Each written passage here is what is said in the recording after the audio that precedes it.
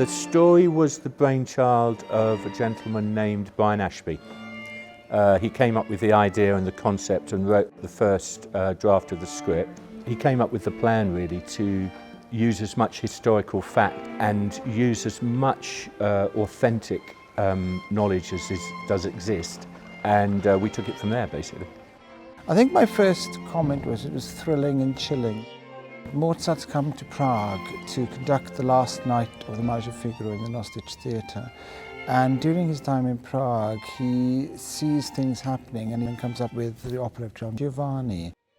And the influences that happened to him during that period affected the opera, turned it from a comedy into a tragedy, which ultimately turned out, one of the greatest operas of all time.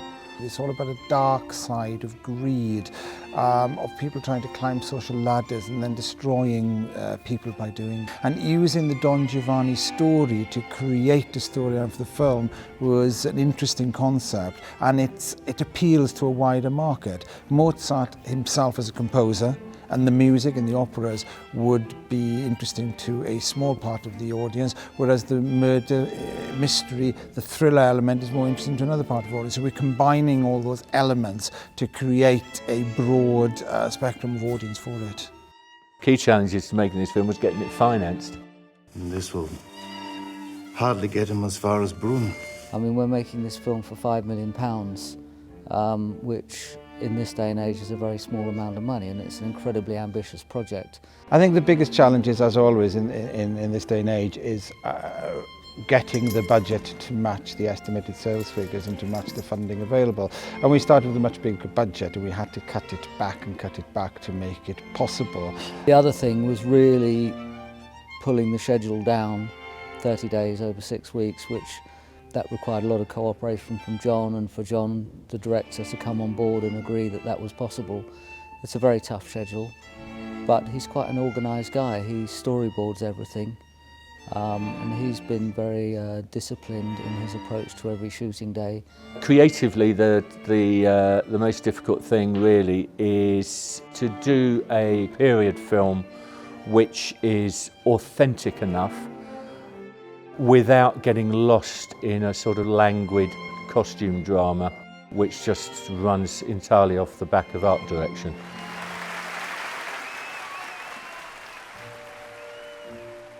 John has a good vision, he's a good artistic vision. He comes from a background of the creature shop and visual effects.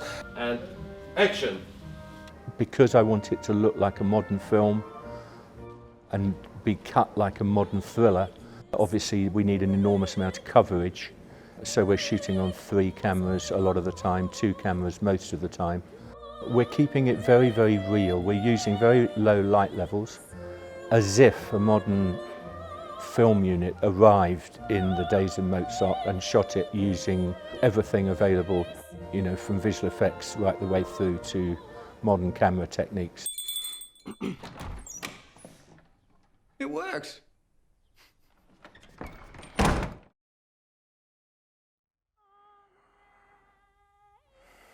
Wolfgang. The Mozart, hopefully, that we've created, or I've created, is a very complex soul, a very damaged soul. He's really done his homework, which has been a great help, and we've kind of worked out together exactly who Mozart should be. The greatest stuff that I've loved looking at is the letters that he had between him, his sister, his mother, and his father. And very subtly started to see the changes that affected him and then must have affected the music. So that was almost like a little Bible for me. We have a Mozart who is married with children and with his wife Constanzi, which is very controlled and very collected. And then this fresh new kind of take on life and relationship when he meets Susanna Luptak. Utterly besotted with him from his music. She thinks he's just absolutely extraordinary. But then when she meets him, she actually finds kind of strength within herself. And I think that's why Mozart was in love with her, because she's an equal. We were always looking for a young, talented actress. Wasn't well known in a way, and somebody that could sing very well. The first audition that she came to, that John had, she looked very kind of like she'd just come out of the library. I had to sing a song and do some scenes, and then I met John. And John said, I'm not really sure if she's right, you know, and I said, why don't we put her on camera? And she just lit up. Chemistry between Aneurin and Morfydd is incredible on screen. Nothing to mention they're both Welsh, of course, and that makes them far better than anybody else in the world. Calon, yeah. Then you have Sam Barks, who has the most wonderful voice. I mean, playing Josepha, the opera singer. Josepha at the time was quite a big star, apparently. You know, she was kind of the Madonna of her era. She actually existed, so there's a lot of sort of research that can be done about her, which only makes it more terrifying to play her because she was the real deal. She's beautiful. She brings the glamour to the picture. I feel very excited to be playing Josepha because she's, you know, she was an inspiration to Mozart as much as he inspired her. So it's kind of an amazing equal mutual friendship of respect there. And yeah, and she's a strong woman. I like her, I love her. The relationship between him and Josepha is a great friendship. So it's a, you know, when you're friends with the actress that's playing it, it's another great thing you can play on. You bring things like that and that kind of relationship into the characters, then you create. You are a naughty man. Don't have much to do with Mozart, thank God, because Aneurin's terrible. Aneurin is a lovely, lovely actor. Tell me about this Baron Salak. Mozart starts having an idea about retelling the Don Juan story and turning it into Don Giovanni. And he uses as his inspiration the Baron Soloka. James Purefoy is fantastic. He's very good at being evil, and our Baron is really evil. Tirso de Molina wrote the play that was the Spanish play that began the Don Juan legend in 1630.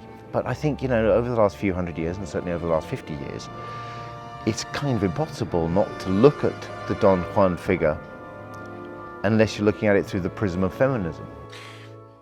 Although we are not yet formally betrothed, I am intent on you learning a lesson tonight. What I'm trying to do is take the Don Juan legend and shake it and show him actually for the man he is, who is a sick, tyrannical coward.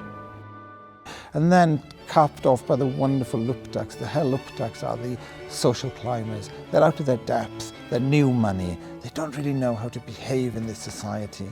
And you have Dervla and Ada Edmondson. I was really attracted to play a woman who's completely unaware of this love affair happening in front of her eyes. I like her stupidity. I like how she's very vulgar. I was really thrilled to work with John. Great costumes, fabulous makeup and big wigs. It's a dream come true. Being with Ada and Dervla, as soon as I see on the call sheet that they're in, I'm like, excellent, gonna laugh a lot today. I've always been a huge fan of his, so I was a little bit in awe, but he's made me feel really relaxed and we just have a giggle when we're together, and I think that comes across on screen. Has he ever been wrong? They're not, I'd say, a comic, but they're a light touch to it all and carry it very, very well. So as an ensemble piece, all the actors complement each other very, very well. The power of costume cannot in any way be underestimated for an actor. You can help you do much less on screen because it does all the work for you. Research is always start with paintings. I generally go to galleries in London, went to National Gallery, looked at 18th century sort of English paintings like Gainsborough. Extraordinary. She's done an amazing job. We wanted to be extreme in certain places. Obviously the opera was a place where no holds were barred really. So we can really go to town with our stage costumes. The most interesting aspect is doing an 18th century version of Figaro. You can look online and you can see various depictions of Figaro. And most of the time they make it sort of straight 18th century. But in the 18th century, they wouldn't necessarily have done that. They would have mixed the periods up. A shirt, a jacket, a waistcoat, this frilly thing, this thing, and layers and layers and layers, hair pieces, hair pieces, hair pieces. So you do create these sort of strange physical barriers. Everything that you're sat like this, it takes a little bit longer to get to everywhere. And even when you go to like give someone a kiss on the cheek, you've got this big thing of hair in the way. It's a lot nicer for the women. The women look a lot more beautiful in their dresses and their corsets and all the rest of it. The men, it's a different thing, you know, with the tights, you know, and these little tiny heels and the buckles and, you know, big frolicky kind of neck pieces. You know, it's kind of Ponsi, I think, is what we used to say in the valleys with Ponsi. But what's interesting is the men. You know, all the men, especially Adairin and James, they all held their shoulders back when they put the stuff on, puffed their chests out. It's really interesting. You can't eat that much when you're in a corset, so usually when the corset comes off, I'm like, I'm starving. Quick, get me some food. But they look after us well. There's lots of snacks on set, which is vital for a corseted production, I think. Makeup designer Katie Pickles and I spoke very early on about what we were going to do, and she came to all our fittings, because obviously we see the actors before makeup do. I love costume, and I love the makeup and the hair and costume all create a character together. So I'm so lucky that Pam Downs has been absolutely brilliant, and we've worked together really closely. This is like one of my smaller wigs, for example. They get bigger and bigger and bigger, and then sometimes they're white, sometimes they're long, sometimes they're curly. It's a masterpiece what they do. The Masquerade Ball was a time for them to really push the boat out. So that's what they did, so that's what we tried to do ourselves. We tried to make everybody look slightly different regardless of the period, because it was so much fun back then. What Pam and Pickles have done, so it's so amazing. They found character within our story, along with our set designer, Luciana. You know, the colours that they've combined together, these three wonderful women, is stunning. The script was very descriptive. It described the characters very well, which is important for me, because I don't like design or to design just backdrops and pretty things that people go out singing the tunes and they're singing the frocks and they're singing the sets. I want exactly how those people lived, who they are. The costumes and the makeup people have been sensationally good. The art direction on this film is fantastic. The Baron, for instance, he's not entirely evil, so what does he do? He collects beauty. His study was a wonderful study for me of the Age of Enlightenment, a man who was gifted, talented, well-educated. This is what I like to do behind, and this is what the script really gave me the least to do. Luciana's incredible. Her attention to detail is a huge bonus for this film. We had a banquet scene the other day where the food was just staggering, you know, all cooked to exactly the right mid-18th century recipes, presented in a way that would have been presented. There was a whole deer that had been cooked up for us. You buy it instantly because it has an absolute stench of authenticity about it, which is just great. What's extraordinary about Prague is that the medieval centre still exists in the way that it probably has done for centuries. I came in the bad old days of communism. The gardens of these houses were in terrible conditions, so were the houses. They had had the Nazi occupying them, they had had the communists occupying them, the families were not there. Now I arrived, and here is Prague, looking amazing. It's my second time in Prague, my first time to film. It's glorious. You can walk down the main street in Prague and you can discover the actual theatre where Mozart played the Marriage of Figaro. We shot a dawn scene, 4 o'clock in the morning, of Mozart in a carriage coming across the Charles Bridge. The sun was just rising over the castle, and here comes this carriage over the bridge, out of the darkness. It was like, whoa, here we are, Prague 1700s, you know? Every single day on this set, we're in somewhere crazy, new, beautiful and different. It's like nowhere you've ever seen before. Everything is almost untouched, and you feel like you really step back in time and you're getting to witness something that you never ever thought you'd get to see. So it's really breathtaking. We've shot in 3 major country locations, which are beautiful houses, which have worked very well for us. And of course we're now in this theatre in Český Krumlov, which is a totally authentic Baroque theatre. It's got everything, and it's all on a very grand scale. The Nostitch looks nothing like it did in Mozart's days. So to recreate that theatre would have been a huge challenge for us. It was a big, problem. But then we came down to this theatre just to see it as a point of reference, just for research. And everybody fell in love with it. Everybody said, well, this is here. Why are we trying to reproduce perfection? The story of it is unbelievable. How it was restored by Professor Slavik, who is amazing, and found it in condition that was pretty sad, but had been locked away, so it hadn't been destroyed. Under the stage where we're sitting, the whole mechanism is wood and ropes. They were built by shipbuilders. The sits, and you will see them moving, are extraordinary. They just slide in and slide out. And then upstairs we used all these rooms that we could, because they are storage of great sets that have come down, and it's absolutely magic. And I think for the actors it must be, you see. I think they're very inspired by being here. In places like this, really, you put on the frock, put on the costume, put on the wig, put on the makeup, be in these buildings and these scenarios. And that's 99% of the work is done. Just open your mouth and say the line.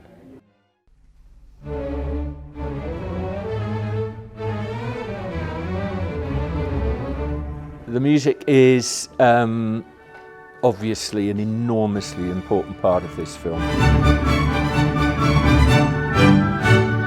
We've brought a very good music producer on board, Charlotte Truman, in order to make sure that historically, and we do the music accurately.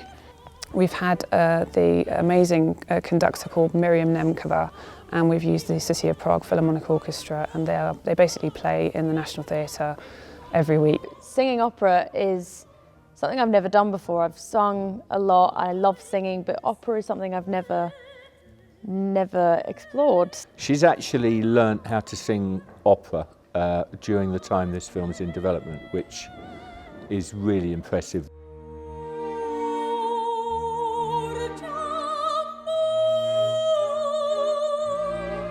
We've had Samantha Barks and Morfydd Clark rehearsing tirelessly to make everything sound absolutely beautiful, and they've had to retrain their voices to be opera singers, to be sopranos. It was actually really nice coming back to singing and seeing how my voice had kind of changed without me training it. Tackling one of Mozart's beautiful arias is so scary. It's a lot of pressure, and I'm just every hour under the sun singing these arias. My neighbours hate me.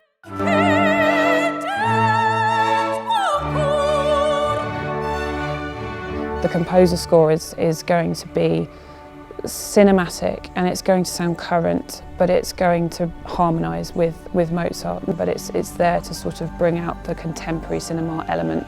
We'll combine and put the two sorts of music together to create a sort of rather interesting sound, I think. The music's so astonishing, it's so beautiful, so extraordinary, and it's not something that you get off reading the script.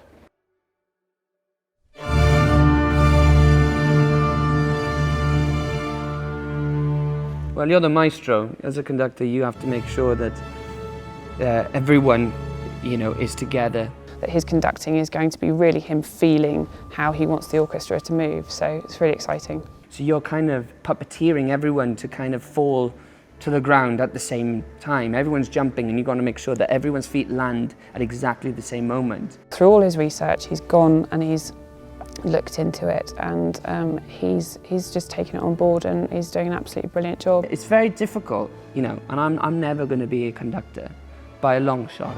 I might be able to pretend to be one, hopefully. Oh, well, I'm buggered if I can't.